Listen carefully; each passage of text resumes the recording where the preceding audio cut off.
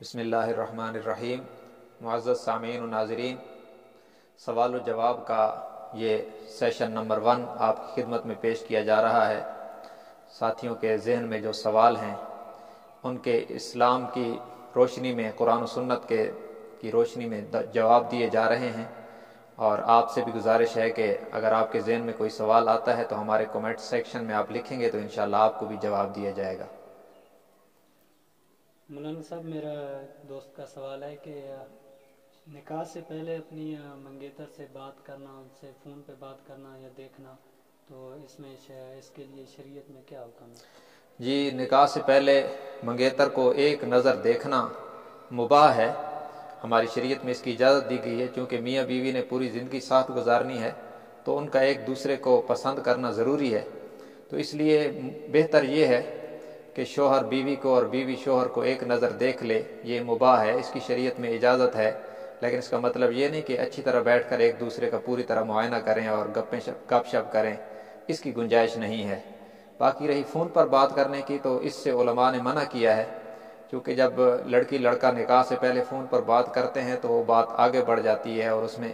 بہت سی بے اعتدالیاں ہو جاتی ہیں اور سیکس سے ریلیٹڈ بہت سی گفتگو ہوتی ہے جو شرعاً حرام اور ناجائز ہے،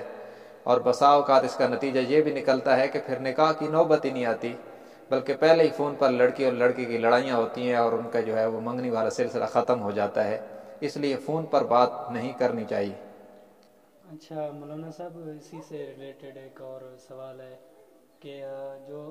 یعنی عید کا موقع ہوتا ہے یا کوئی اور فیملی ایونٹ ہوتا ہے تو اس پر اپنی منگیتر کو گفٹ دینا، تحفہ دینا، تو اس کے لیے شریعت میں کیا حکم ہے؟ یہ دیکھیں، شریعت کا قانون یہ ہے، آپ صلی اللہ علیہ وسلم نے فرمایا تہادو تحابو، کہ تحفے دو اور محبت بڑھاؤ۔ تو عام مسلمان ایک دوسرے کو تحفہ دے سکتے ہیں، اسی طرح منگیتر کو بھی تحفہ دیا جا سکتا ہے، لیکن یاد رکھیں اس کے لیے اس سے ملاقات نہیں کی جا سکتی کہ ہم تحفہ دینے کے لیے جا رہے ہیں تو منگیتر کو ملیں گے، اس کو تحفہ دیں گے اور بہت ساری باتیں بھی کریں گے، ایسے نہیں، بلکہ کسی محرم کے ذریعے سے اس تک تحفہ پہنچایا جا سکتا ہے۔ خلاصہ یہ ہے کہ جب تحفہ دینے میں کوئی شرعی قباحت نہ ہو، ایسا نہ ہو کہ تحفہ دینے والا پہلے کسی اور لڑکی سے ریلیشن بنائے اور پھر اس کو درمیان میں قاصد بنا کر تحفہ دے، تو یہ ارتکاب حرام ہوگا اور ناجائز ہوگا۔ ہاں، اگر کسی محرم کو، کسی خالہ پھوپھی کو درمیان میں لا کر تحفہ اس تک پہنچا دے تو یہ مستحسن ہوگا اور باعث ثواب ہوگا۔ اچھا مولانا صاحب، اسی سے ریلیٹڈ ایک اور بہت اہم سوال ہے کہ یعنی جب کوئی بندہ جاتا ہے اپنی منگیتر کے گھر اور یہ دیکھتا ہے کہ ان کے گھر ان کے والدین یا ان کا بڑا کوئی نہیں ہے، تو وہ کیا وہاں بیٹھ سکتا ہے؟ مطلب تو اس کے لیے کیا ہے حکم؟ جی دیکھیں، شریعت کا قانون یہ ہے کہ کسی بھی اجنبی عورت کے ساتھ، غیر محرم عورت کے ساتھ، غیر محرم وہ ہوتی ہے جو آپ کے نکاح میں آ سکتی ہے،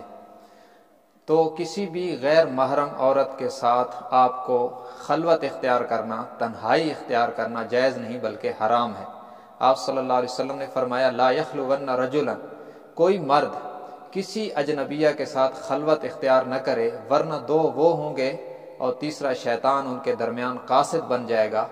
اور ان کے دلوں سے میسج ایک دوسرے کو ٹرانسفر کر کے بالآخر ان سے برائی کا ارتکاب کروائے گا۔ اس لیے منگیتر ہو یا کوئی بھی غیر محرم ہو، جب وہ تنہا ہو تو اس کے ساتھ جا کر کوئی نشست کرنا، بیٹھنا، گپ شپ کرنا یہ شرعاً حرام ہے، ایسا بالکل نہیں کرنا چاہیے۔